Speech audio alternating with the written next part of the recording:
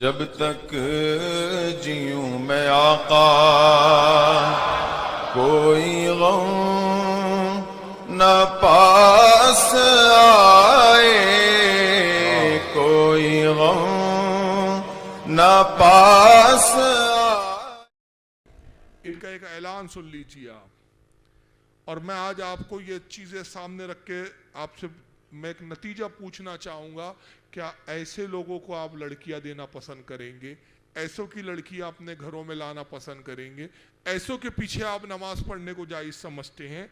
ऐसों के पीछे आप चाहते हैं कि इनके नमाज जनाजे भी पढ़े जाएं और पढ़ाए जाएं? आइए ये ज़रा पहलू को देखें। मौलवी ताहिर गयाबी सिंधा है, इनका मौलवी गया का रहने वाला है, बिहार का। ये एक ऐलान कर रहा है, ज़रा इसको सुन लीजिए। कुरान समझना है तो देवबंद शम्स में समझना होगा। मौलाना अशरफ अली साहब, कुरान समझना है तो देवबंद शम्स में समझना होगा। मौलाना अशरफ अली साहब थानवी से समझना होगा। मौलाना अशरफ अली साहब थानवी से समझना होगा।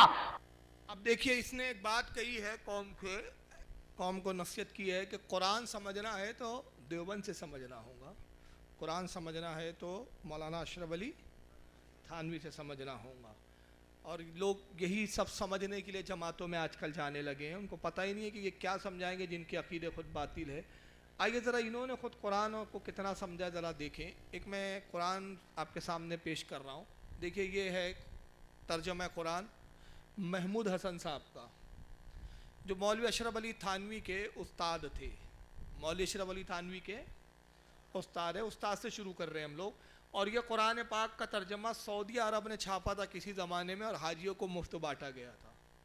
अब छापना बंद कर दिया, क्योंकि पहले दोनों भाई भाई थे, अब झगड़ा लड़ लिया। अब सऊदिया के अहले हदीसों ने खुद देवबंदियों पे कुफ्र का फतवा लगा दिया और एक किताब लिखी है इसके बारे में, जिसका नाम है अल-कौलुल बलीग, अल-कौलुल बलीग फी तहज़ीर मिन जमात तबलीग, ये उसका पूरा नाम है। और इस किताब को लिखकर सऊदी के मुफ्तियों ने खुद कहा कि ये देवबंदी भी पक्के छठे हुए काफिर है, इनकी ज़कात खैरात अब सब बंद हो गई है वहाँ से। तो अब ये उनका आजकल रद्द करने लगे हैं। तो जैसे वो बोल रहा ना, चूहे अंदर छुपे हुए सऊदिया के अंदर, यहाँ कुछ वहाँ कुछ। तो बहरहाल किसी ज़माने में सऊदिया ने छापा था। महमूद हसन साहब जो देवबंद के आलिम हैं, ताहिर गयाबी साहब कहते हैं कि देवबंद से कुरान समझना होगा। तो आइए ज़रा देखते, कोशिश करते कि इनका अगर तर्जुमा कुरान हम देखें और इनसे हम कुरान समझे तो क्या क्या बुराइयाँ सामने आएंगी।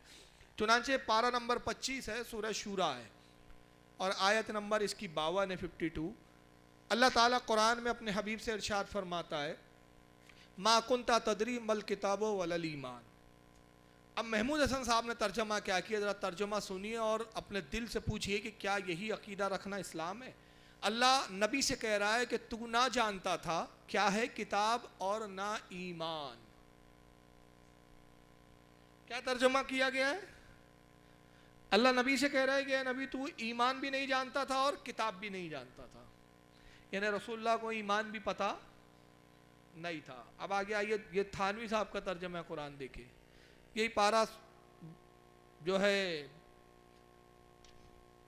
पारा नंबर 25 सूरह शूरा आयत नंबर 52। थानवी साहब ने क्या तर्जमा किया, आपको ना ये खबर थी कि किताबुल्लाह क्या चीज़ है, और ना ये खबर थी कि ईमान का इंतहाई कमाल क्या है। थानवी साहब भी कह रहे हैं कि नबी से अल्लाह कह रहा है कि नबी ना तुझे किताब मालूम थी जब तक किताब नहीं बताया, और तुझे ईमान का इंतहाई कमाल भी नहीं मालूम था। ये मोहम्मद चुनागढ़ी साहब का तर्जुमा है, जो अहले हदीस जमात से ताल्लुक़ रखते हैं। आजकल सऊदिया भी इन्हीं का तर्जुमा है कुरान मुफ्त में हाजियों को देता है, हिंदुस्तानी और पाकिस्तानी हाजियों को छोटे साइज़ में मिलता है। बहुत सारे हुज्जाज के घर में होगा भी। आज ही अगर वो चाहें तो तस्दीक अपने घर में जाके करके देख लें। पारा नंबर 25 खोले, सूरह शूरा निकाले और आयत नंबर 52 देखें, तो मोहम्मद चुनागढ़ी साहब ने भी वही तर्जमा किया, मा कुंता तदरी मल किताब वलल ईमान। आप इससे पहले ये भी नहीं जानते थे कि किताब और ईमान क्या चीज़ है। यानी ये भी तर्जुमा कर रहे हैं कि अल्लाह नबी से कह रहा है, नबी ना तू किताब जानता था और ना ईमान जानता था। ये जमात इस्लामी के मौलवी साहब है अबू आला मौदूदी, उनका तर्जुमा कुरान है। ये भी मर गए, पहले तबलीगी जमात में रह गए 7 साल अबू आला मौदूदी साहब। फिर तबलीगी जमात से इनकी खटपट हुई, झगड़े हो गए, इख्तलाफ हुए। नतीजा ये हुआ कि इन्होंने जमात इस्लामी के नाम से अपनी एक अलग जमात कायम की। तर्जमा किया तफ़हीमुल कुरान के नाम से कुरान पाक का, वही आयत, वही सूरत, वही पारा मा कुंता तदरी मल किताब वल ईमान, तुम्हें कुछ पता ना था कि किताब क्या होती है और ईमान क्या होता है। अब यहाँ पर हो सकता है कि कुछ लोग ये तस्वुर करें कि यहाँ वलल ईमान लफ्ज़ आया है कुरान में और उसका लफ्ज़ी तर्जमा तो यही होता है कि ईमान नहीं जानते थे। तो उसके जवाब में मैं एक मुख्तसर बात आपसे करना चाहता हूँ। पहली बात कि कुरान में हर जगह लफ्ज़ी तर्जमे से काम नहीं लिया जाता।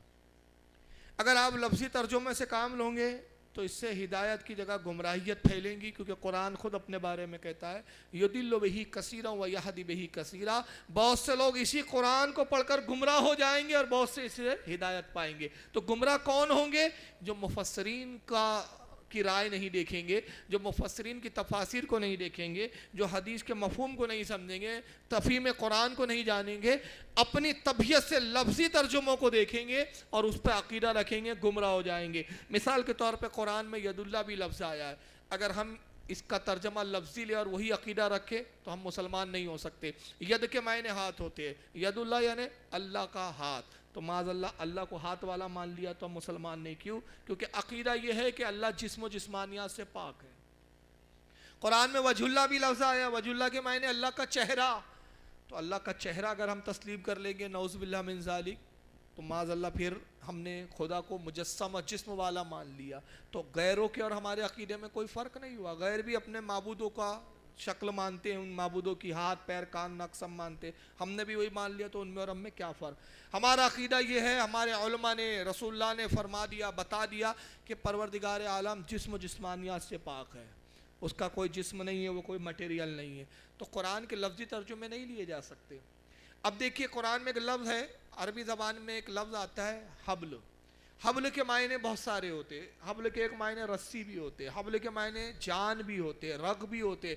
अब अगर लफ्ज़ी तर्जुमे अगर हम करने बैठे तो अकीदत कुफ्रिया हो जाएंगे। जैसे कि कुरान अज़ीम में अल्लाह एक जगह फरमाता है, अल्लाह फरमाता है वातसिमू बिहब्लिल्लाहि जमीअन वला तफर्रकू। अब सारे लोगों ने तर्जुमा यहाँ क्या किया? तुम सब मिलकर अल्लाह की रस्सी को मजबूती से पकड़ लो और फिरकों में ना बटो। तो या हब्लिल्लाह लफ्ज़ आया तो हब्लिल्लाह का तर्जमा सब ने क्या किया? अल्लाह की रस्सी, जबकि हब्ल के लुगत में एक मायने जान रग भी आते हैं, और दूसरी जगह ये हब्ल आया वहाँ सब ने जान किया तर्जमा। जैसे अल्लाह फरमाता है नहानो अकरबो इलही मिन हब्लिल वरीद, अल्लाह फरमाता है मैं तुम्हारी शेरक तुम्हारी जान से भी ज़्यादा करीब हूँ। तो यह हब्ल के मायने सब क्या कर रहे हैं? जान। लेकिन वहां जान नहीं किया, क्योंकि अगर वहां जान करेंगे रग करेंगे कुफ्र हो जाएगा। तो अगर जान करे तर्जुमा तो क्या होगा? तुम सब मिलकर अल्लाह की जान को पकड़ लो, तुम सब मिलकर अल्लाह की रग को पकड़ लो। तो माज़अल्लाह अल्लाह की जान है को पकड़ सकते हैं, हाँ अल्लाह की जान आप काबू में ले सकते हैं, ये तो कुफ्रिया अकीदा हो जाएगा। तो सब ने वहां दूसरा तर्जुमा क्या किया? तावील से काम लेके रस्सी लिया वहां मुराद, और फिर रस्सी की तफसीर की कि इससे दीन मुराद है, बाज़ ने का कुरान मुराद है, बाज़ ने का हदीस मुराद है, बाज़ ने का अहले बैत मुराद है, मुख्तलिफ मुरादें ली गई। तो कुरान के लफ्ज़ी तर्जुमे नहीं लिए जा सकते, और अगर लफ्ज़ी तर्जुमों को लेकर हम अकीदा रखेंगे तो माज़अल्लाह बहुत सारी गुमराहियत की बातें निकलेंगी। मैं उस पर तफसीर बाद में करता हूँ, लेकिन आइए एक मौलवी साहब को आप सुन लीजिए। जो तर्जमा कुरान इन वहाबियों ने किया, ये आज के जीते जागते मौलवी जिनका नाम है मौलवी तालिबुर रहमान साहब। तालिबुर रहमान ये तौसीफुर रहमान का भाई है, ये भी उसी आयत को पढ़ के क्या तर्जमा करता है, सुन लीजिए। क्योंकि नबी अकरम सल्लल्लाहु अलैहि वसल्लम के बारे में कुरान कहता है मा कुंता तदरी मल किताब वलल ईमान, जब तक हमने तुझको नहीं बतलाया उस वक़्त तक ना तुझको ईमान का पता था ना तुझको किताब का पता था। आपने फरमाया मा अना बेकारिन, मैं पढ़ा हुआ नहीं हूं। नाउज़ुबिल्लाह, अल्लाह के नबी झूठ नहीं बोलते थे। नबी ने कहा मैं पढ़ा हुआ नहीं हूँ, अल्लाह के नबी झूठ नहीं बोलते थे। उससे ये बताना चाह रहा है कि हुजूर अनपढ़ थे। हमारा कहना है हुजूर अनपढ़ नहीं थे, पढ़ा लिखे नहीं थे। ये मुराद नहीं है कि मैं पढ़ा हुआ नहीं, उससे मुराद ये है कि मैं किसी से पढ़ा हुआ नहीं हूँ सिवाय रब के। मुझे पढ़ाने वाला कौन है? रब है। क्योंकि कुरान में अल्लाह खुद इरशाद फरमाता है अर्रहमान अल्लमल कुरान खलकल इंसाना अल्लमहुल बयान। वही रहमान है, सबसे बढ़कर रहम करने वाला, जिसने अपने नबी पर कुरान नाजिल किया, इंसानियत की जान मोहम्मद को पैदा किया और उसको कलाम करना सिखाया। और एक दूसरे मकाम पे फरमाया व अल्लमा का मालम तकुन तालम, ऐ मेरे हबीब जो तू नहीं जानता था वो सब कुछ हमने तुझे सिखा दिया।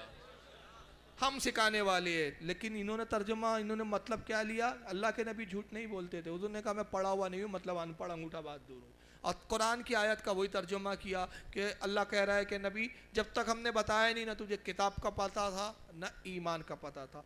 तो हुजूर को जब ईमान का पता नहीं था तो इसका मतलब क्या निकला? ये बताइए रसूलुल्लाह पर किताब किस उम्र में नाजिल हुई? बोलिए। हाँ, 40 साल की उम्र से वही का नुज़ूल हुआ। 40 साल की उम्र में किताब दी गई सरकार को ज़ाहिरन तौर पर। तो जब तक किताब नहीं दी गई तब तक ईमान नहीं जानते थे। तो इसका मतलब ये हुआ कि 40 साल तक रसूलुल्लाह कुफ्र की हालत में थे। माज़अल्लाह अस्तग़फिरुल्लाह। यही मतलब हुआ कि नहीं, कि कुछ और मतलब निकल रहा है? बोलिए, अगर गलत मैं हूं तो फिर आप टोक दीजिए मुझे। अरे भाई मैं कहूं कि भाई जब तक मैंने ग्रेजुएशन नहीं किया, मैं उस वक्त तक ग्रेजुएट नहीं था। तो बात इसका मतलब पहले ग्रेजुएट नहीं था तो मैं मतलब कौन हुआ? बेपढ़ा लिखा हुआ ना। जब पढ़ा तब मैं पढ़ा लिखा कहलाया। अब ये कह रहे हैं कि जब तक किताब हमने नहीं नाजिल की, जब तक किताब तुझे नहीं दी, तू ना किताब जानता था ना ईमान भी नहीं मालूम था। तो 40 साल तक रसूलुल्लाह जब ईमान ही नहीं जानते थे तो फिर ये 40 साल की उम्र तक रसूलुल्लाह किस हाल में गुजरे फिर हुजूर के? तो ये अकीदा क्या ये तस्लीम करने लायक है कि माज़अल्लाह हमारा नबी 40 साल तक कुफ्र की हालत में? तो ये कुरान के तर्जुमे करके गुमराहियत नहीं फैला रहे? क्या ये वो अकीदे नहीं है उन मुनाफिकों के कि जो नबी को अपने से भी कमतर समझते थे? ये तो अपने आप को पैदाइशी मुसलमान समझे, अपने आप को इतना ग्रेड कि हम मुसलमान के घर पैदा हुए तो मुसलमान। लेकिन माज़अल्लाह अल्लाह के नबी जो सारी कायनात के जो है सबसे अफजल तरीन शख्सियत और ज़ात है, उनका यह हाल कि 40 साल तक ईमान ही नहीं मालूम। और अगर 40 साल तक ईमान नहीं मालूम, यही अगर मुराद है, तालिबुर रहमान ने भी वही तर्जुमा किया, वही बात बयान की, अगर ये मुराद ले ली जाए तो फिर एक सवाल का जवाब दे दे मेरे। और मैं 3 साल से तकरीबन 2 या 3 साल तो हो गए कि मैं सवाल कई जगह दोहरा रहा हूँ, लेकिन कोई माइकल अल वहाबी अब तक जवाब नहीं दे पा रहा है। और क्या देगा, क़यामत आ जाएंगी जवाब नहीं दे पाएंगे।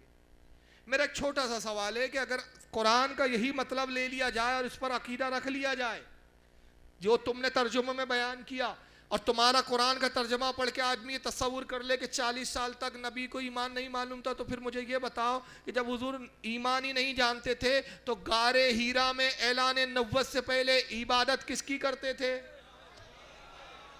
सिर्फ इस सवाल का जवाब दे दो। कौन सा बुत था जिसको नबी पूज रहे थे?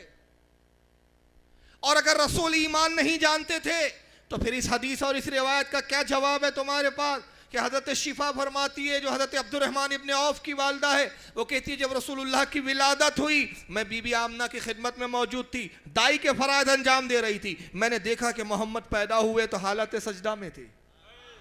किसको सजदा करते हुए पैदा हो रहे थे? जब ईमान नहीं मालूम था तो मुझे बताओ। हज़रत शिफा कहती है मैंने हुजूर को उठाया और जब मैंने उनको पलटाया, मैंने उलट किया तो देखा कि मोहम्मद के लब हिल रहे, सरकार के लब हिल रहे। मैंने अपने कान को हुजूर के करीब किया तो कसम खुदा की मैंने सुना हुजूर कह रहे थे रब्बे हबली उम्मती, रब्बे हबली उम्मती, रब्बे हबली उम्मती। जब ईमान नहीं था तो ये कौन सी उम्मत थी जिसको हुजूर याद कर रहे थे? तो तुमने ये कुरान के तर्जुमे करके गुमराहियत के रास्ते नहीं खोले। और तुम कहते हो कुरान समझना है तो देवबंद से समझना होगा। हम कहते हैं ना देवबंद दीन समझने के लायक है ना कुरान समझने के लायक है। किसी काम के नहीं, ये दौर के पक्के छटे हुए मुनाफिक है मगर अपने आप को मुसलमान समझते, क्योंकि रसूल के ज़माने के भी मुनाफिक अपने आप को पक्का समझते थे, नमाज नहीं छोड़ते थे, रसूल को छोड़ने के लिए तैयार थे। समझ रहे ना, साहबा को छोड़ दिया लेकिन नमाज पढ़ने जा रहा है वो। इन्होंने मस्जिद नबी से भगा दिए गए, तौबा नहीं की, मस्जिद ज़रार बना रहे। तो ये नमाज नहीं छोड़ते लेकिन मुस्तफ़ा को छोड़ देते हैं। लेकिन आइए अगर यही मफ़हूम और यही तर्जमा ले लिया जाए तो फिर मैं आपसे अर्ज़ करना चाहता हूँ कि इस्लाम पर कितनी ज़रबे लगेंगी और लोग कितने एतराज़ करेंगे जिसका कोई माइकलाल वहाबी जवाब नहीं दे सकेगा सिवाय अहले सुन्नत व जमात। कल को कोई ईसाई आके खड़ा हो जाए और कहे कि मोहम्मद अफजल है कि ईसा मसीह अफजल है, कौन अफजल है बताइए जरा।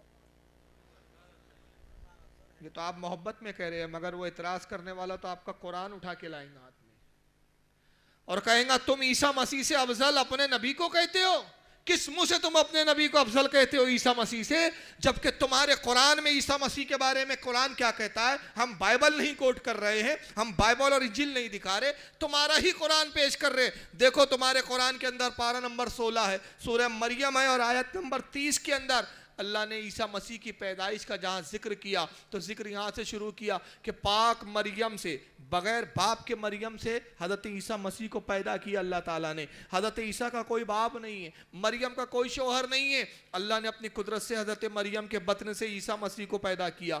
और जब ईसा पैदा हुए, हज़रत मरियम रोते हुए कहती है, मालिक कायनात, तूने तो अपनी कुदरत का इजहार कर दिया कि मुझ पाक औरत से, मुझ कवारी से एक बच्चे को पैदा कर दिया, मगर जब मैं अपनी कौम में जाऊंगी तो लोग इस बच्चे के बारे में सवाल करेंगे, मुझ पर तोहमतें लगाएंगे। ऐ रब्बे कायनात में उन्हें कैसे समझा पाऊंगी, कैसे यकीन दिलाऊंगी कि कवारी को अल्लाह की कुदरत से बच्चा हुआ है। अल्लाह ने फरमाया, मरियम तुझे जवाब देने की ज़रूरत नहीं, ये जवाब खुद बच्चा देगा, तो इस बच्चे की तरफ इशारा करना, ये जवाब देगा। हज़रत ईसा अभी पैदा हुए कुछ ज़्यादा अरसा नहीं हुआ।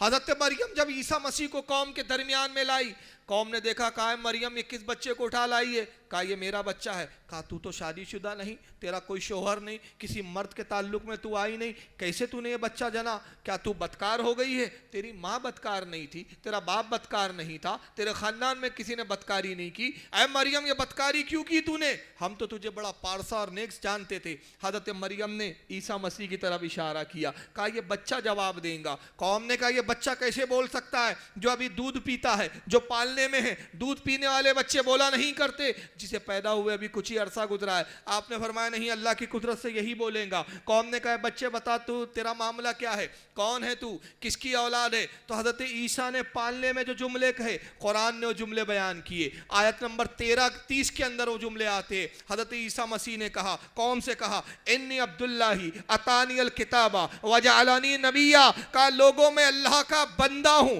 उसने मुझे किताब अता की और मुझे नबी बनाकर भेजा। तो एक ईसाई ये आयत सुना के आपको नहीं कहेगा कि आपका नबी आप हमारे ईसा मसीह से कैसे अफजल, कि 40 साल तक तो आपके नबी को ईमान ही नहीं मालूम था, 40 साल तक आपके नबी किताब से वाकिफ नहीं। और हमारा मसीह वो है जो पालने में कह रहा मैं अब्दुल्ला हूं, अल्लाह का बंदा हूं, मैं मुशरिक नहीं हूं। अतानियल किताब, अल्लाह ने मुझे किताब भी अता की, वजालानी नबिया, और मुझे नबी भी बनाया। जो पालने में अपने नबी होने का इजहार कर रहा हो वो अफजल है कि जो 40 साल तक ना नबुव्वत जानता है ना ईमान जानता है, वो अफजल होगा? क्या जवाब है इन वहाबियों के पास? जाओ कल तबलीगी जमात वालों से और तुम्हारे आसपास में जो देवबंदियों से पूछो कि तुम्हारे मुल्लाओं ने तर्जमा किए, अगर ईसाई ये एतराज करे तो इसका तुम्हारे पास क्या जवाब है? खुदा की कसम इनके पास कोई जवाब नहीं। हज़रत इब्राहिम अफजल है कि रसूलुल्लाह अफजल है? बोलिए, रसूलुल्लाह अफजल है ना? मगर हज़रत इब्राहिम के बारे में कुरान पारा नंबर 17 सूरह अंबिया आयत 51 में कहता है, कल कोई मुशरिक आ जाए, कोई हिंदू आके कहे कि साहब यहूदी आ जाए, यहूदी हज़रत इब्राहिम को मानते हैं, ईसाई हज़रत इब्राहिम को मानते हैं, पारसी हज़रत इब्राहिम को मानते हैं, ये तीनों कौमें आके कहे कि तुम्हारा नबी इब्राहिम से कैसे अफजल? वो इब्राहिम को अब्राहम कहते हैं, कहीं अब्राहम से कैसे अफजल तुम्हारा नबी? जबकि इब्राहिम के बारे में तुम्हारा ही कुरान पारा 17 सूरह अंबिया आयत 51 में कहता है, वलक़द आतैना इब्राहिम रुश्दहु मिन क़ब्लु व कुन्ना बिही आलमीन। अल्लाह फरमाता है और हमने इब्राहिम को बालिग होने से पहले ही हिदायत अता फरमा दी। इब्राहिम अभी बालिग भी नहीं हुए थे कि हमने हिदायत दे दी, और हिदायत ही नहीं दी बल्कि क्या मामला था, वकुन्ना बिही आलमीन, और हम उसकी निगहबानी भी कर रहे थे, हम उसके निगरां भी थे। तो तुम्हारा नबी 40 साल तक तो ईमान ही नहीं जानता था, और इब्राहिम अलैहिस्सलाम बालिग होने से पहले ही हिदायत याफ्ता। तो इज़्ज़त इब्राहिम अफजल हुए कि नबी अफजल हुए? फिर हज़रत इब्राहिम बालिग होने से पहले हिदायत याफ्ता नहीं बल्कि हादी भी हो चुके थे। तारीख बताती है कि हज़रत इब्राहिम के ज़माने का जो बादशाह था वो नमरूद था, खुदाई दावा किया, कहा मैं खुदा हूँ माअज़ल्लाह। एक रात ख्वाब देखा नमरूद ने। ख्वाब क्या देखता है कि दरबार भरा हुआ है, ये तख्त पर बैठा हुआ है, अचानक ज़मीन में जलजला बरपा हुआ, जलजला आया, ज़मीन हिली, ये भी दरबार में तख्त से गिर पड़ा, तख्त भी गिर पड़ा, ये भी औंधे मुँह गिर पड़ा। ख्वाब देखा, सुबह हड़बड़ा के बेदार हुआ, दरबार मुनक्किद हुआ उसका भरा, तो उसने नजूमियों को बुलाया, कहा कि कल रात मैंने ये ख्वाब देखा है, बताओ इसकी ताबीर क्या है। अब हिमाकत देखिए कौम की और उसकी कि खुद खुदा है, उसको ही नहीं मालूम क्या होने वाला है, नजूमियों से पूछ रहा है बताओ क्या होने वाला है। तो नजूमियों ने अपनी अक्ल दौड़ाई, कहा कि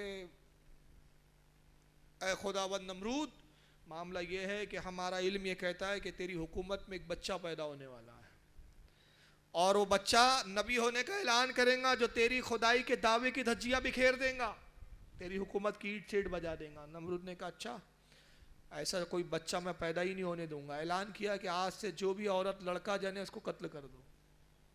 सैकड़ों दाइयाँ फैला दी गई और ताकीद की गई कि जो भी औरत हामला हो पूरी निगरानी रखी जाए, लड़की जने औरत छोड़ देना, जैसी लड़का पैदा हो फौरन उसी वक्त कत्ल कर देना, जो दाई ऐसा नहीं करेंगी उसको सजाए मौत दी जाएंगी।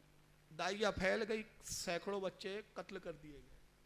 हज़रत इब्राहीम अलैहिस्सलाम की वालदा हामला हुई, रब तबारक व तआला को इब्राहीम को मबूस फरमाना था और अल्लाह की कुदरत के हज़रत इब्राहीम की वालदा जब हामला हुई तो पेट ज़ाहिर ही नहीं हुआ।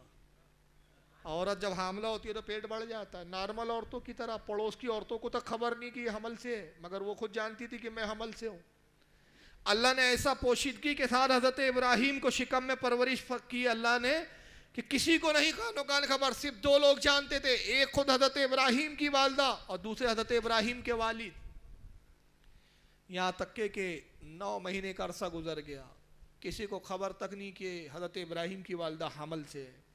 दाइया देखती है, आसपास निगरानी रखती है, मगर उनके भी समझ में नहीं आया, ना आपने जाहिर किया। जब हज़रत इब्राहीम की पैदाइश विलादत का वक्त करीब आया तो बहुत दूर जंगल में जाती है हज़रत इब्राहीम की वालदा, एक मुनासिब गुफा और एक गार नज़र आया, उस गुफा और गार में दाखिल हुई, हज़रत इब्राहीम की वहाँ पैदाइश हुई।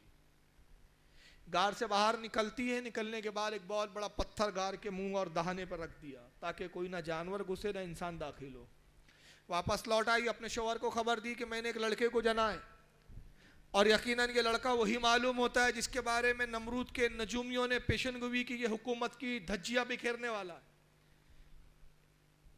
हज़रत इब्राहीम के वालिद ने ताकीद की कि किसी को खबर ना करना और जब भी इब्राहीम को दूध पिलाने जाओ उस वक्त तक उसको गुफा में ही रखो जब तक बड़े ना हो जाए। 2 वक्त दूध पिलाने जाती है, सूरज तुलू होने से पहले, सूरज गुरूब होने के बाद। 24 घंटे में सिर्फ 2 वक्त हज़रत इब्राहीम दूध पीते हैं, मगर रब तबारक व तआला की कुदरत का इज़हार अल्लाह फरमाता है वकुन्ना बिही आलमीन, हम इब्राहीम के निगहबान थे। कैसी निगहबानी की रब तबारक व तआला ने? पहला दिन गुजरा हज़रत इब्राहीम पर तो आप पहले ही दिन 1 महीने के बराबर बच्चे नजर आ रहे हैं, दूसरा दिन गुजरा तो 2 महीने के बराबर नजर आ रहे थे, तीसरा दिन गुजरा तो 3 महीने के बराबर नजर आ रहे, चौथा दिन गुजरा 4 महीने और जब 12वां दिन आया तो आप 1 साल के बच्चे के बराबर नजर आ रहे हैं। तेजी से परवान चढ़ रहे हैं, तेजी से परवरिश हो रही है। हिकमत क्या है अल्लाह की, अल्लाह की कुदरत क्या है? मशीयत चाहती है कि जैसे इब्राहीम बाहर निकले बड़े नजर आए, बाज़ाहिर उम्र दिन के एतबार से छोटे हैं मगर देखने में जब बड़े दिखेंगे। नमरूद से सामना हो गया, नमरूद के सिपाहियों से सामना हो गया तो वो देखकर समझेंगे कि ये तो बहुत पुराना बच्चा है, ये अभी का नहीं है, समझ नहीं पाएंगे। और जब 12वां दिन आया 1 साल के हो गए तो 12वें दिन अल्लाह ने ताकत कुव्वत वो दी इब्राहीम को कि आप चलने लगे। चलते हुए गुफा के दहाने पर आए और अपने नन्हे नन्हे हाथों से उस बड़े पत्थर को, जिसको बड़े से बड़ा आदमी भी मुश्किल से हटाया, आपने तना हटाया। और हटाने के बाद जब बाहर आए तो रात का वक्त था। कुरान ने इस मंजर को अपने अंदर समोया है। जब आए तो चांद पर नजर पड़ी, पूरा जंगल वीरान है, चारों तरफ हू का आलम। चांद को देखा, रोशन चमकता हुआ पाया और उसी की चांदनी पूरी जंगल में बिखरी हुई थी। आपने चांद को देखकर कहा हाजा रब्बी, क्या ये मेरा रब है? ये इकरार नहीं था, इनकार है। आप सोच रहे होंगे हाजा रब्बी कह रही है मेरा रब है, नहीं, जुमला इस्तिफामिया है। हाजा रब्बी, हाजा रब्बी, क्या ये मेरा रब है? लहजा इनकारी है कि ये मेरा रब नहीं है। और जब सुबह नमूदार हुई, सूरज निकला, फरमाया ये तो पहले वाले से बड़ा है, क्या ये मेरा रब है? अब जब शाम हुई तो सूरज गुरूब हो गया, तो आपने फरमाया मैं डूबने वालों को पसंद नहीं करता, मेरा रब वो है जो इन्हें निकालता है और डुबा देता है, मेरा रब वो है। ये आप तौहीद को इतनी कम सीनी में अल्लाह फरमा रहा है, वलक़द आतैना इब्राहीम रुश्दहू, और हमने इब्राहिम को हिदायत दे दी पहले ही। कब हिदायत दी? मिन कबलू, बालिग होने से पहले ही हिदायत अता कर दी। अब माँ जब रात में आती है दूध पिलाने हस्बे मामूल, तो जैसी माँ दाखिल हुई तो आपने सलाम किया, अस्सलामु अलैकुम या उम्मी, ऐ मेरी माँ आप पर सलाम हो। तो माँ ताज्जुब में पड़ गई, 12 दिन का बच्चा बात भी करने लगा, चल भी रहा है, गुफ्तगू भी कर रहा है। कहा कि बेटा इब्राहिम तुम तो बोलने लगे। कहा यह मेरे रब का फजल है। कहा कि ताज्जुब की बात है, अब मुझे तो यकीन हो गया कि तुम वही बच्चे हो जो इब्राहिम, जो नमरूद के खुदाई दावे की धज्जियाँ बिखेरने वाले हो। कहा कि मेरी माँ क्या तुम मेरे किसी सवाल का जवाब दोगी? ये पहली गुफ्तगू। इसको हज़रत इमाम मोइनुद्दीन काशफी अलवाइद अश-शाफ़ी रहमतुल्लाह अलैह, जो एक बहुत बड़े बुजुर्ग गुजरे हैं, उन्होंने अपनी किताब मारिजुन नब्वत की जिल्द अव्वल में इस वाक़े को लिखा है। बड़ा प्यारा वाक़या है। अपनी माँ से जो पहला कलाम किया इब्राहिम अलैहिस्सलाम ने, देखिए 12 दिन में तबलीग भी हो रही है। खुदा को तो जानते ही है, अब खुदा क्या है समझा भी रहे हैं, और किस भोलेपन से समझाया हज़रत इब्राहिम ने। कहा मेरी माँ क्या तुम मेरे सवाल का जवाब दोगी? कहा बेटा पूछो। कहा मेरी माँ बताओ मेरा रब कौन है? तो कहा बेटा तुम्हारा रब मैं हूं। क्योंकि रब क्या था उस वक्त तो कोई जानता ही नहीं था, कौम में इतनी गुमराहियत फैल चुकी थी। कहा मैं तुम्हारा रब हूं। कहा अम्मी आप कैसे मेरी रब हो सकती है? कहा बेटा मैं तुझे दूध पिलाती हूँ, तेरी परवरिश करती हूँ, तुझे परवान चढ़ाती हूँ। अगर मैं तुझे ग़िज़ा ना दूँ, दूध ना पिलाऊं, तू तबाह और हलाक हो जाए, भूख की वजह से तू मर जाए, तो मैं तुझे पालती हूँ, इसलिए मैं तेरा रब हूँ। अच्छा आपका भी रब है कोई? कहा मेरा भी रब है। कहा कौन है आपका रब? कहा तेरे वालिद, वो मुझे खिलाते पिलाते इसलिए मेरे रब वो है। कहा क्या वालिद का भी कोई रब है? कहा वालिद का भी रब है, वालिद का रब नमरूद है। कहा नमरूद कैसे रब है? कहा वही तेरे वालिद को तनख्वाह देता है। नमरूद के बॉडीगार्ड थे हज़रत इब्राहिम के वालिद, माफिज थे। का तेरे वालिद को तनख्वाह देता है, उसी से खाने पीने की सामान आते हैं। अगर तेरे वालिद को वो खाने पीने की अशिया ना दे, तनख्वाह ना दे, तो हम भूखों मर जाए।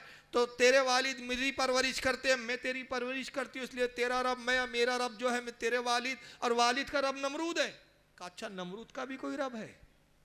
कहा नहीं नमरूद का कोई रब नहीं है, नमरूद खुद रब है, वो सबको पालता और खिलाता पिलाता है। कहा अच्छा अम्मी ज़रा दूसरे सवाल का भी जवाब दे दीजिए, ये बताइए कि मैं ज़्यादा हसीन व जमील हूँ कि आप ज़्यादा हसीन व जमील है? मैं ज़्यादा खूबसूरत हूँ कि आप ज़्यादा खूबसूरत है? माने कहा बेटा तुम मुझसे ज़्यादा खूबसूरत हो। कहा अम्मी ये बताइए आप ज़्यादा खूबसूरत है या वालिद साहब ज़्यादा खूबसूरत है? कहा बेटा वालिद से ज़्यादा मैं खूबसूरत हूँ।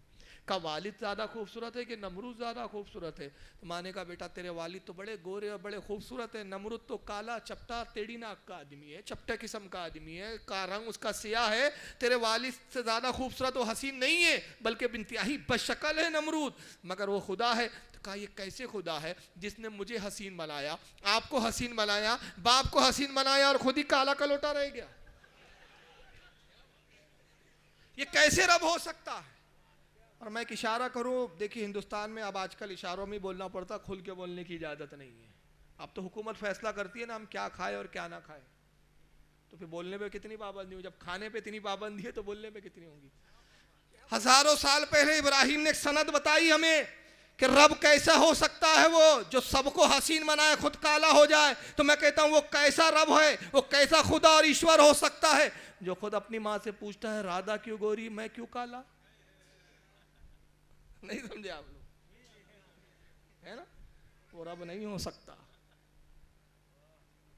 तो ये हजरत इब्राहिम अलैहिस्सलाम है जो बालिग होने से पहले हिदायत पर भी है और दूसरों को हिदायत पर ला रहे हैं। तो तुम्हारा नबी इब्राहिम से कैसे अफजल हो सकता है कि 40 साल तक तो ईमान ही नहीं जानता था? क्या जवाब है इसका? अब आइए मैंने ये इल्ज़ामी जवाब दिए, अब असल जवाब की तरफ रुजू कर रहा हूँ। सिर्फ 2 जवाब दूंगा, इस पर ज़्यादा दलाइल नहीं दूंगा, गुफ्तगू आगे बढ़ानी है। ये बताइए कुरान में तज़ाद आ सकता है? अरे हाँ या ना? कुरान में तज़ाद फ्रिक्शन आ सकता है? इख्तलाफ हो सकता है, एक जगह कुछ और एक जगह कुछ? नहीं हो सकता ना।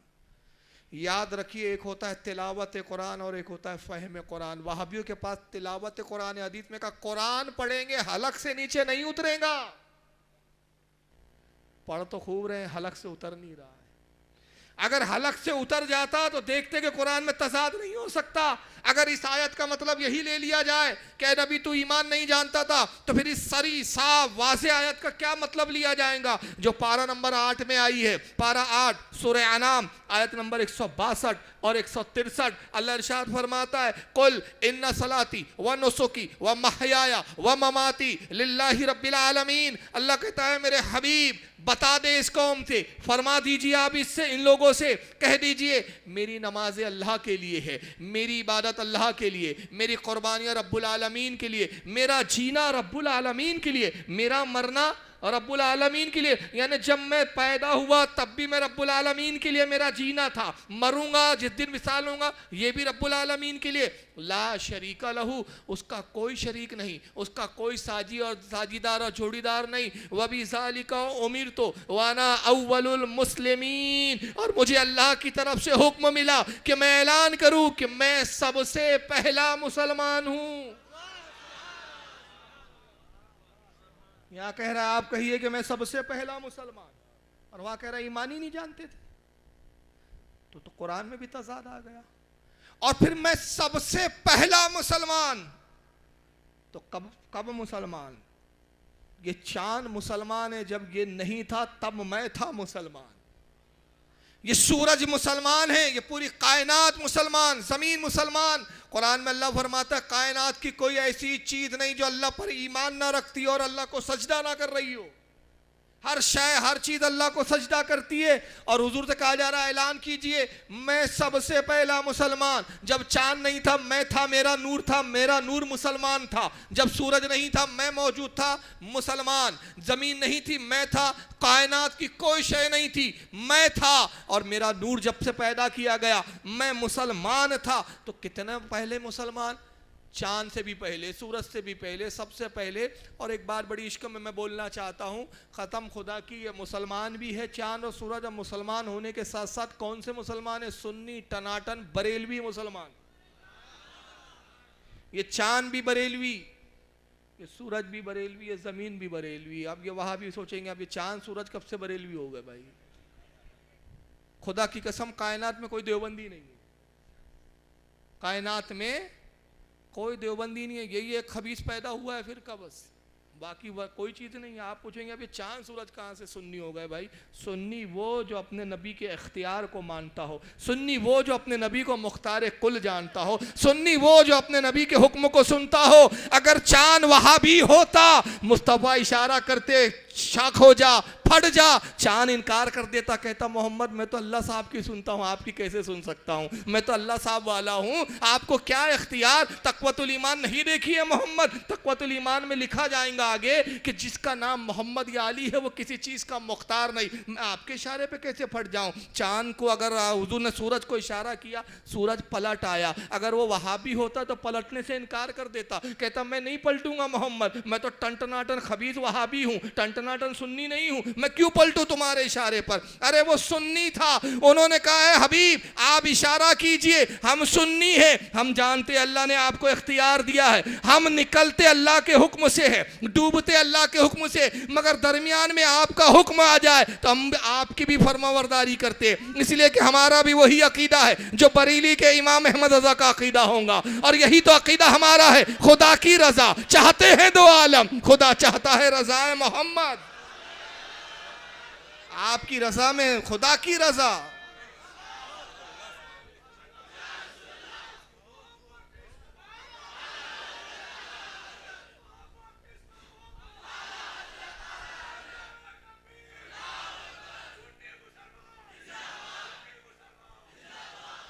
तो ये चांद भी सुन्नी, सूरज भी सुन्नी, ये ज़मीन भी सुन्नी। अगर ज़मीन सुन्नी ना होती तो अल्लाह के नबी ने फरमाया था, क्या नाम था वो जिसके लिए कहा था ज़मीन पकड़ ले इसको? सुराका। सुराका आया था ना रसूलुल्लाह को गिरफ्तार करने के लिए, और जब हुजूर ने उसकी नीयत को जान लिया, कहा ज़मीन से पकड़ ये ज़मीन इसको, तो ज़मीन वहाँ भी होती थी, कहती मोहम्मद तुम्हारी नहीं सुनूंगी, मैं तो अल्लाह साहब की सुनती हूँ। लेकिन वो सुन्नी थी, कहा हबीब हम आपकी भी इसलिए सुनेंगे, हम जानते अल्लाह ने आपको भी इख्तियार दिया। तो आला हजरत ने कहा सूरज उल्टे पांव पलटे, चांद इशारे से हो चार, अंधे नजदी देख ले कुदरत रसूलुल्लाह की। अब भी तेरे समझ में नहीं आ रहा है?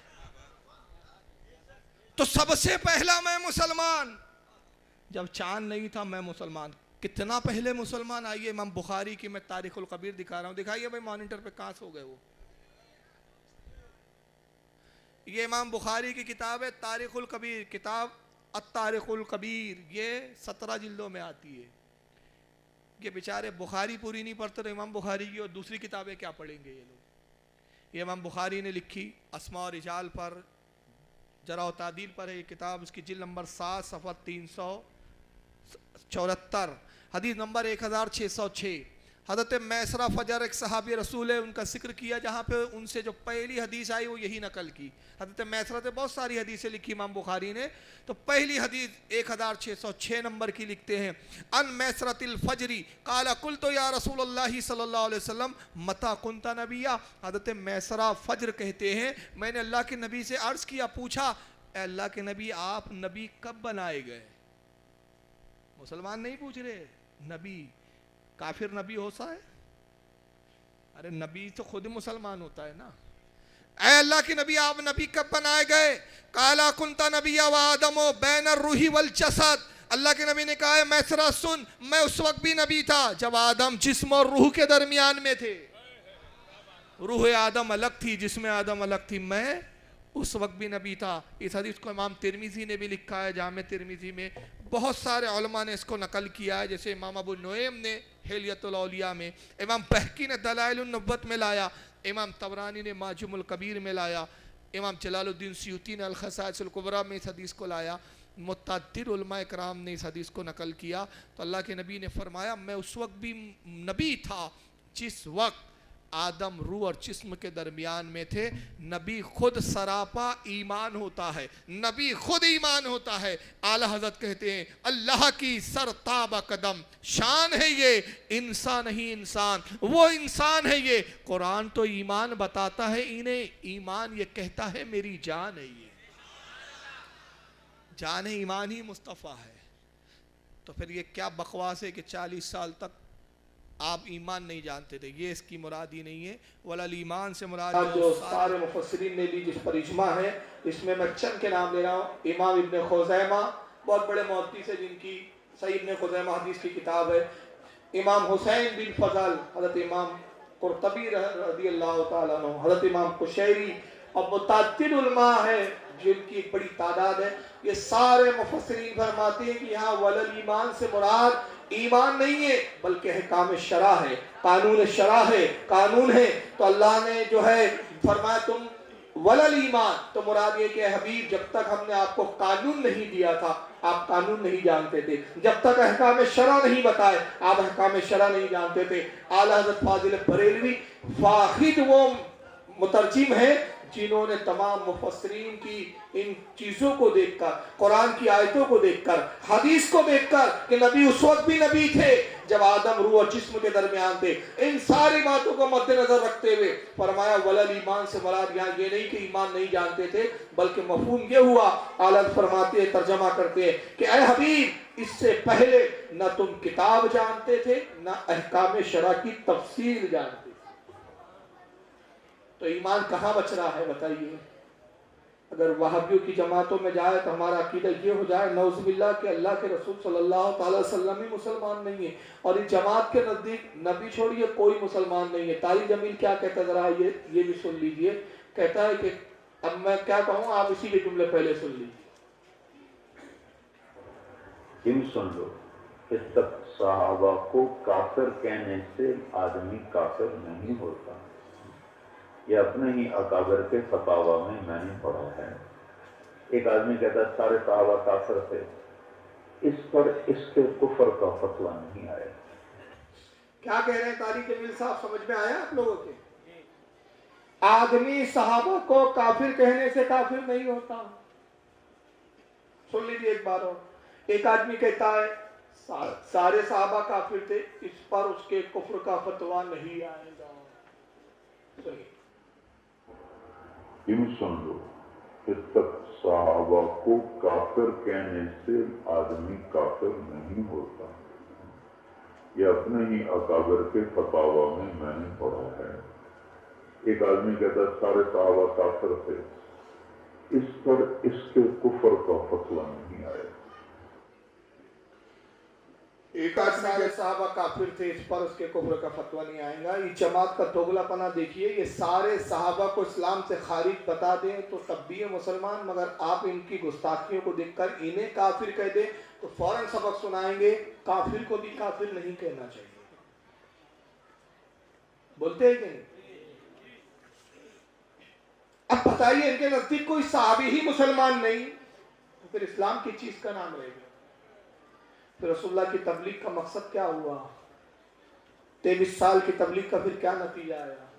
माज़अल्लाह एक शख्स भी ईमान नहीं लाया तो हुजूर की तबलीग का मिशन तो पूरा फ्लॉप हो गया फिर। और ये कितनी बड़ी गुस्ताखी, ये बदतरीन गुस्ताखी है। और अल्लाह के नबी ने तो फरमाया, जब कोई किसी मुसलमान को बगैर सबूत के, बगैर किसी दलील के काफिर कह देता है और वो काफिर नहीं है तो कहने वाले पर कुफ्र लौट आता है।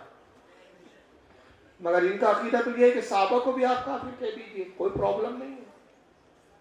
अबू बकर सिद्दीक भी साहबा में, हजरत उमर भी है, हजरत अली भी है, उस्मान गनी भी है।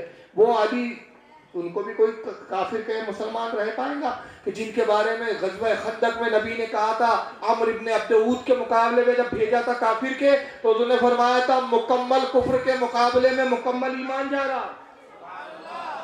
वो उस्मान गनी जिनकी फजीलत है कि हुजूर ने कहा उस्मान वो जिससे फरिश्ते भी हया करते हैं। और एक साहबी ने पूछा, इमाम हाकिम ने मुस्तदरक में इस हदीस को नकल किया, अर्ज़ के या रसूलुल्लाह सल्लल्लाहु अलैहि वसल्लम क्या जन्नत में रोशनी होंगी? ये चांद सूरज तो उस वक्त फना कर दिए जाएंगे, ये खत्म हो जाएंगे हुजूर, और जहन्नम में डाल दिए जाएंगे, तो जन्नत में रोशनी किस चीज की होगी, लाइट कैसे होगी? आका ने फरमाया हाँ जन्नत में रोशनी होंगी। और जानते हो ये जन्नत की रोशनी क्या होंगी? मेरे उस्मान गनी को, मेरे सहाबी उस्मान को फरिश्ते जन्नत के हर दर्जे में घुमाएंगे और उस्मान जिस जिस दर्जे में जाता रहेगा उस जगह की जन्नत की रोशनी बढ़ते जाएगी। उस्मान के चेहरे का नूर जन्नत की रोशनी है। हजरत उमर वो जिनके बारे में नबी ने कहा मेरे बाद अगर कोई नबी होता तो वो उमर इब्न खत्ताब होते।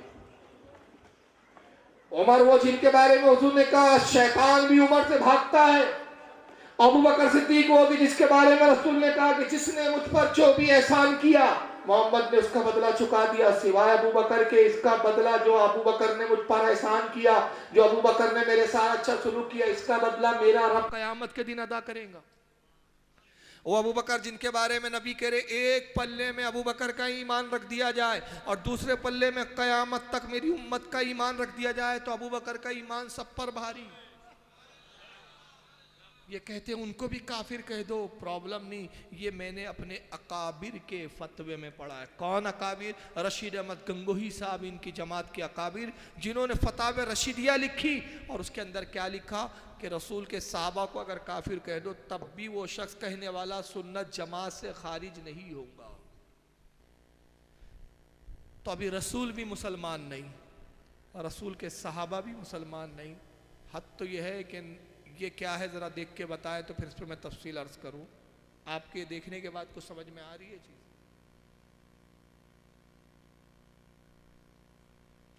जानते हैं इस चीज़ के बारे में? ये जो देख नज़र आ रहा है मंजर क्या है? हालांकि लिखा हुआ है, अगर नहीं समझ में आ रहा पढ़ ले तो पता चल जाए। हज़रत आमना की ये मज़ार है। कौन आमना? ये नबी पाक सल्लल्लाहु अलैहि वसल्लम, हमारे आका, हमारे नबी की माँ, हमारे नबी की वालदा। ये मकाम अफ़वा आता है मक्का और मदीना के दरमियान में। हज़रत आमना का जो मैका था वो मदीने में था। हुजूर की उम्र उस वक्त तकरीबन 5 साल के करीब रही होंगी।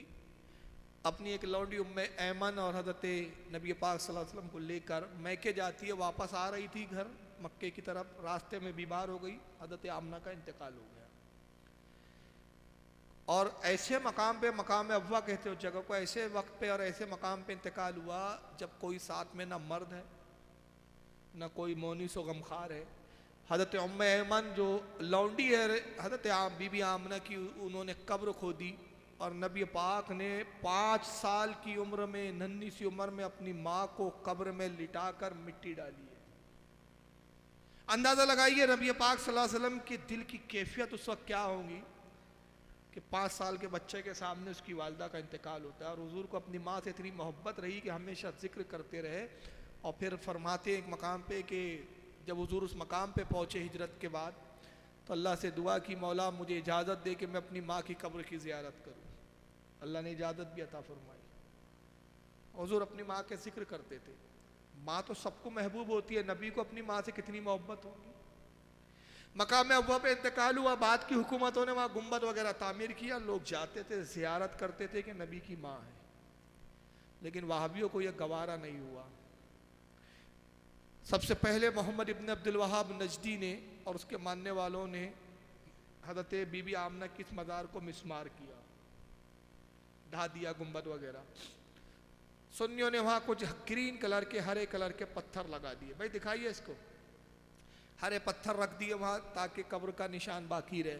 लेकिन इन बदअकीदों को ये भी गवारा ना हुआ। 1992 में 92 में इन बदअकीदों ने हज़रत बीबी आमना की कब्र के इन पत्थरों को भी फेंक दिया और वहाँ कचरों का ढेर डालना शुरू कर दिया। उस जगह को कचरे का पूरा अंबार और कचरा टब बना के रखा हुआ है। वजह क्या थी? 1992 में अब्दुल्ला बिन अब्बास जो इनका मुफ्ती आज़म था, अंधा भोंकना मर गया नजदियों का, उसने फतवा दिया, कहा कि ये कब्रों पर लोग जाते, हज़रत बीबी आमना की दुआ करते, फातिहा पढ़ते, ज़ियारत करते, नबी के माँ और नबी की बाप दोनों कुफ्र की हालत में मरे। काफिर की कब्र पर जाना भी कुफ्र है। अब्दुल्ला बिन बाज ने कुफ्र का फतवा दिया। और उससे बहुत पहले रशीद अहमद गंगोई साहब भी फतवा दे चुके थे। आइए क्या फतवा था उनका ज़रा देखिए। यह है वो फतावे रशीदिया, जिसका हवाला दे के तारिक जमील कहता है कि ये मैंने अपने ही अकाबिर के फतावे में पढ़ा है। फतावे रशीदिया का सफ़ा नंबर 104 है। सवाल पूछा गया रशीद अहमद गंगोई से, देवबंद के बहुत बड़े अल्लामा है, बानी तबलीगी जमात मौलवी इलियास कांदिवली के पीर साहब है। सवाल ये पूछा गया कि हमारे हज़रत मोहम्मद रसूलुल्लाह सल्लल्लाहु अलैहि वसल्लम के वालिदैन मुसलमान थे या नहीं? हुजूर के वालिदैन यानी माँ और बाप मुसलमान थे या नहीं? जवाब देते हैं कि हज़रत सल्लल्लाहु अलैहि वसल्लम के वालिदैन के ईमान में इख्तिलाफ है। हुजूर के माँ बाप के ईमान में क्या है? इख्तिलाफ है, इत्तेफाक नहीं है। हज़रत इमाम साहब का मजहब ये है कि उनका इंतकाल हालत कुफ्र में हुआ। कहता है कि हज़रत इमाम साहब यानी इमाम आज़म अबू हनीफा का मजहब यह है कि उनका इंतकाल कुफ्र की हालत में हुआ। अब आइए इसी किताब में दोगलापना देखिए, सफ़ा 104 पे ये लिखा था। आगे चंद सफ़े के बाद यजीद के बारे में सवाल पूछा गया, मगर यहाँ अकीदे का दोगलापन देखिए मौलवी साहब का। पूछा जाता है कि यजीद के जिसने हज़रत इमाम हुसैन अलैहिस्सलाम को शहीद किया, वो यजीद आपकी राय शरीफ में काफिर है या फासिक? कहते यजीद वो जिसने इमाम हुसैन को शहीद किया वो काफिर है या फासिक? और क्या पूछ रहा है वो? इनकी राय शरीफ, यानी वहाबियों की जो राय भी होती है वो शरीफ होती है, मगर आप अजमेर को शरीफ बोले तो बिदअत हो जाता है, बगदाद को शरीफ बोले तो बिदअत है, कचूसा को शरीफ बोले तो बिदअत है। यानी हम जब किसी मुक़द्दस जगह को शरीफ कहे तो ये बिदअत है, लेकिन गंगोई साहब की जो राय है वो भी शरीफ है। तो इनकी राय शरीफ नहीं थी, राय बहुत ही बदमाश थी। और इन्होंने बदमाश राय में क्या दिया देखो, किसी मुसलमान को काफिर कहना मुनासिब नहीं। वहां पूछा गया नबी के माँ बाप काफिर थे या मुसलमान, तो क्या कहा? उनके ईमान में इख्तिलाफ है। और यहाँ ये नहीं कहा कि यजीद के ईमान में भी इख्तिलाफ है। हालांकि यजीद को एक बहुत बड़ी उलमा की जमात ने काफिर कहा। इमाम अब्दुल रहमान इब्न जौज़ी ने उसको काफिर कहा। हज़रत इमाम क्या नाम है उनका, इमाम अहमद इब्न हम्बल ने उसको काफिर कहा। इमाम सादुद्दीन तफ्ताज़ानी ने उसको काफिर कहा। एक बड़ी जमात है उलमा की, इमामों की, जिन्होंने यजीद को काफिर कहा। अब बाज़ कहते हैं कि हम फासिक, फाजिर, खताकार, गुनाहगार, बदमाश, निकम्मा, कमीना सब कहेंगे, मगर काफिर कहने से हम खामोशी इख्तियार करते हैं कि उसका कुफ्र हमें नहीं मालूम। लेकिन वहाँ इख्तलाफ है तो वहाँ जिक्र नहीं कर रहा है। यहाँ साफ सुथरा सीधा फतवा क्या दिया, किसी मुसलमान को काफिर कहना मुनासिब नहीं। यजीद मोमिन था, यजीद मोमिन था। और नबी के माँ बाप कौन थे? काफिर थे उसी किताब में। बस सबब कत्ल के फांसी हुआ, सिर्फ इतना है कि उसने इमाम हुसैन का जो कत्ल किया उसकी बुनियाद पर वो फासिक है। फासिक यानी गुनाहगार है, खताकार है, गुनाहगार खताकार है, काफिर नहीं है। कुफ्र का हाल दरियाफ्त नहीं, काफिर कहना जायज़ नहीं। यजीद के कुफ्र के बारे में कुछ पता नहीं है क्लियर, इसलिए उसको काफिर कहना जायज़ नहीं है कि वो अकीदा कल्ब पर मौकूफ़ है। कहते कुफ्र का हाल तो कल्ब पर है। यजीद के दिल में क्या था, अब यजीद क्या सोचता था, यजीद दिल से काफिर था या नहीं था, हमें तो उसके दिल का हाल मालूम नहीं। तो जब यजीद के दिल का हाल हमें नहीं मालूम, यजीद के दिल में क्या अकीदा था वो नहीं पता, तो इसलिए काफिर कहना जायज़ नहीं। यानी यजीद का दिल तो हाल उसको नहीं मालूम। मगर मैं पूछता हूँ क्या नबी के माँ बाप के दिल को चीर के इसने देख लिया था? अकीदे का दोगलापन देखिए। नबी को काफिर कहने में ये हिचकिचाते नहीं, सहाबा को काफिर कहने में हिचकिचाहट नहीं, मगर अपने बाप यजीद को काफिर कहने में कितनी हिचकिचाहट है। मैं सिर्फ एक रिवायत पेश कर रहा हूँ, नबी की वालदा अगर मोमिन नहीं तो खुदा की कसम फिर कौन मोमिन हो सकता। नबी पाक सल्लल्लाहु अलैहि वसल्लम जब मक्का में तो एक बुढ़िया है जो कचरा डालती है, दूसरी बुढ़िया है, वो जो पहला वाक़या सुनाया वो एक और है, वो अलग है। हज़रत इमाम वाइस काशफी ने जामिउल मोजज़ात में इस रिवायत को नकल किया। बुढ़िया कचरा डाल देती थी और नबी पाक सल्लल्लाहु अलैहि वसल्लम पे गलाज़त फेंक देती थी, और हुजूर जब घर के करीब से गुजरते खिड़की खोल के सर निकालती और नंगी नंगी गालियाँ बकती सरकार। लेकिन नबी पाक सल्लल्लाहु अलैहि वसल्लम सब्र फरमाते चले जाते। साहबा ने अर्ज़ किया या रसूलल्लाह बड़ी खबीस ज़ई बुढ़िया है ये, सरकार आप रास्ता बदल दीजिए। आका ने फरमाया मैं रास्ते तब्दील करने नहीं आया हूँ, लोगों को राह रास्त पर लाने के लिए आया हूँ।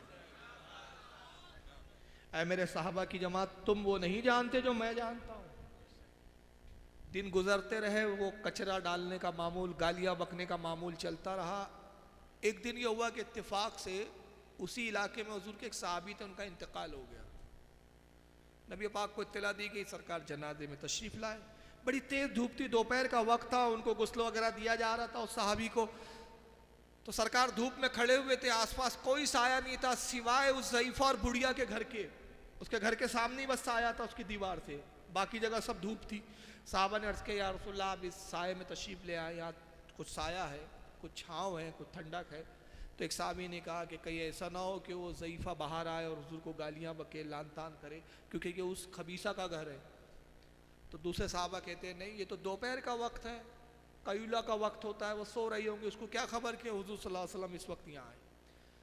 हुजूर वहाँ चलकर तशरीफ़ लाए और दीवार के साए में आप खड़े हो गए। कुछ देर सरकार खड़े रहे और उसके बाद जब सरकार ने कुछ थकावट सी महसूस की तो आका ने अपनी पुश्ते मुबारक उस दीवार से लगा दी और उस दीवार से पीठ लगाकर आप घुटनों के बल वहाँ बैठ गए। बस अभी कुछ ही देर गुजरी थी कि फ़ौरन घर का दरवाज़ा खुला। तेज़ी के साथ बुढ़िया बाहर निकली, साहबा इकराम ने देखा, खौफज़दा हो गए। अब सबको यकीन था कि रसूल को ज़रूर गालियाँ बकेंगी, लान तान करेंगी। अरे इस बुढ़िया का हाल ये कि हुजूर इसके घर के करीब से गुजरते हैं तो ये गालियाँ बकती है। जब ये देखेंगी कि मोहम्मद मेरे घर की दीवार से टेक लगा के बैठे, न जाने क्या क्या नहीं बोलेंगी और क्या क्या पहाड़ नहीं उठा लेंगी अपने सर पर। लेकिन साहबा ने देखा, बड़े हैरतज़दा हो गए। घर का दरवाज़ा खुला, बाहर आई, हुजूर के कदमों में सर रख दिया, रोते हुए कहती है मोहम्मद मैंने आप पे बड़े जुल्म ढाए हैं, बड़े सितम किया, आपको बड़ी लान तान किया, बड़ी गालियाँ बकी। ए मोहम्मद सल्लल्लाहु अलैहि वसल्लम मैं आज तौबा की गरज से हाजिर हुई हूँ, आज मैं तौबा की गरज से मेरे कसूर को माफ़ कर दिया जाए। ए मोहम्मद सल्लल्लाहु अलैहि वसल्लम कलमा पढ़ाइए ताकि मैं मुसलमान हो जाऊँ। मैं मुसलमान होने के लिए हाजिर हुई। सरकार ने मुस्कुराया और फरमाया कि कलमा पढ़ के मुसलमान हो जा। अल्लाह के नबी ने कलमा पढ़ाया, मुसलमान हो गई। हुजूर ने कुछ नसीहतें की, वो फिर घर में चले गई। और उसके बाद सहाबा अर्ज़ करते या रसूलल्लाह बड़े ताज्जुब की बात है, अल्लाह के नबी ये कैसे ईमान ले आई, हमें बड़ा ताज्जुब हुआ। हुजूर आपने इसको ना कुछ तबलीग की ना कुछ फरमाया, अचानक ये इस्लाम ले आई, ये बात हमारे समझ से परे है। अल्लाह के नबी ने फरमाया सुनो, अभी अभी जिब्रील आए और उन्होंने खबर दी कि या रसूलल्लाह वो बुढ़िया आने वाली है और बाहर आके आपसे माफ़ी भी मांगेंगी, ईमान भी कबूल करेंगी और तौबा भी करेंगी, आप पे और आपके रब पर ईमान लाएंगी। तो मैंने जिब्रील से पूछा है जिब्रील किस चीज़ ने उसको ईमान की तरफ राग़िब किया, किस चीज़ ने इस्लाम की तरफ उसको मुतासिर किया। तो जिब्रील ने कहा कि या रसूलल्लाह अल्लाह फरमाता है कि मेरे हबीब को बता दो, अय मेरे हबीब तू उस घर की दीवार से अपनी पुष्ट लगाकर बैठ गया, अपनी पीठ लगा दी। जिस घर की दीवार से अय हबीब तेरी पीठ लग जाए, मुझे हया आती है कि उस घर के मकीन को मैं जहन्नम में डाल दूं, उस घर के रहने वाले को मैं जहन्नम में झोंक दूं। अय हबीब मैंने उसके दिल के दरवाजों को खोल दिए। मैं कहता हूं जिस घर की दीवार से नबी अपनी पीठ लगा दे, उस घर का मकीन जहन्नम में नहीं जा सकता। अरे जिस शिकम में नबियों का ताजदार 9 महीने रहा हो, वो कैसे जहन्नम में जा सकता।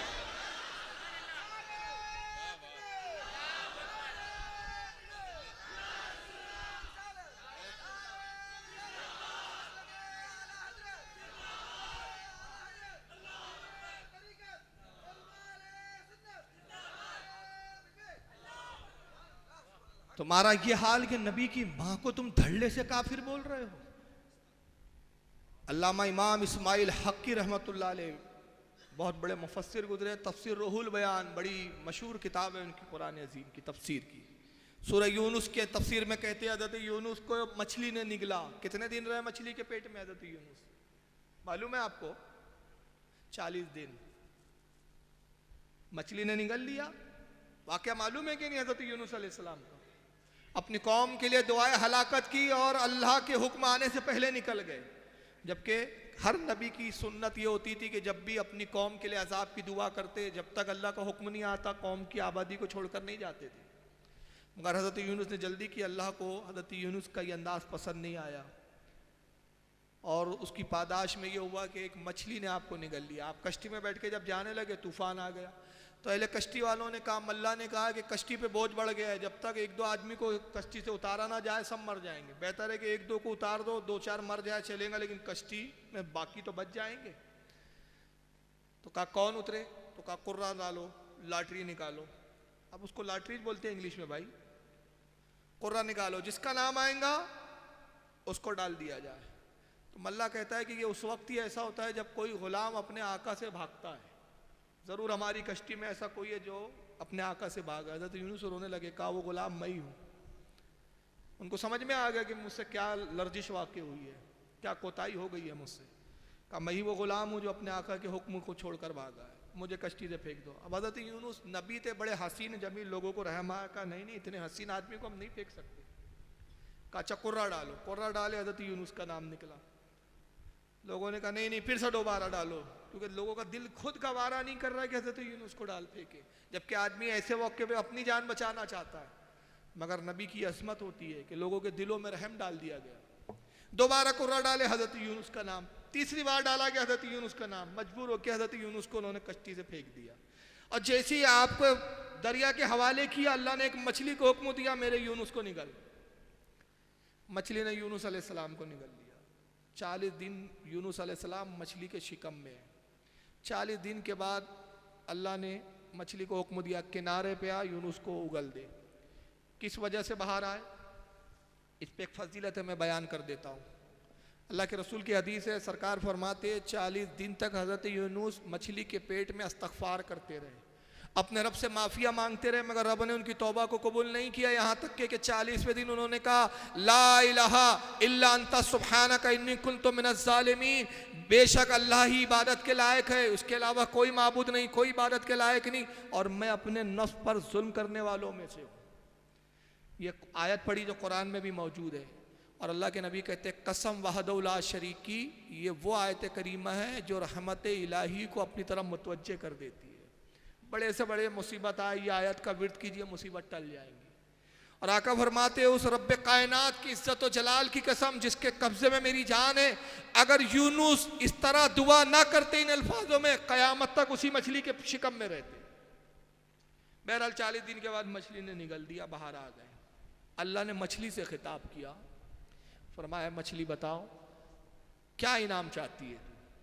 तूने मेरे नबी को अपने शिकम में रखा, मेरे नबी की हिफाजत किया, मेरे नबी को अपने पेट में रखकर तू दरिया की सैर करते रही, क्या इनाम चाहती है? मछली भी बड़ी टनटनाटन सुननी थी, उस वक्त कोई वहाबी होता ही नहीं था ना, ये तो नया नया फिरका निकला है अभी। मछली भी टन सुननी, उसको भी क्या पसंद आया, उसने ये नहीं कहा मौला सारी मछलियों का सरदार बना दे, जमात का अमीर बना दे। आप इशारे नहीं समझते, बम्बई वाले बहुत जल्दी इशारा समझते। ये जितनी मछलियां हैं इस जमात का मुझे अमीर बना दे। उसने कहा ये अमीरी गरीबी में कुछ नहीं रखा है, इनाम तो कुछ और चाहिए। क्या कहती है मछली, रब्बे कायनात अगर तू मेरी इस खिदमत से राजी है कि मैंने तेरे नबी यूनुस को अपने शिकम में हिफाजत से रखा, घूमी फिरी और तेरे नबी को नुकसान ना पहुंचाया, तो मैं ये इनाम चाहती हूँ जो तेरा आखिरी नबी है, जो तमाम नबियों का सरदार है, उसकी जो जन्नत में नहरे कौसर है, मुझे उसमें डाल दे, ताकि जन्नतियों से मैं दिल लुभाऊं, जन्नतियों के साथ मैं खेलूं, जन्नती मुझसे खुश हो, मैं उन्हें देखकर खुश हूं। अल्लाह के नबी कहते हैं अल्लाह ने उस मछली को मेरी जन्नत में जो नहरे कौसर है उसमें डाल दिया, वो वहां आज भी मौजूद है। और अनकरीब जब तुम जन्नत में जाओगे उस मछली का दीदार करोगे, उससे मुलाकात करोगे, तुम उससे लुत्फानंदोज होंगे, वो तुमसे लुत्फानंदोज होंगी। अल्लामा इमाम इस्माइल हक्की रहमतुल्लाह अलैह इस हदीस को लिखकर कहते हैं अजीज गौर तो कर, वो मछली जिसके शिकम में यूनुस नबी का गुलाम 40 दिन रहे, वो मछली जन्नत में जा रही है, तो जिस शिकम में नबियों का ताजदार 9 महीने रहा हो।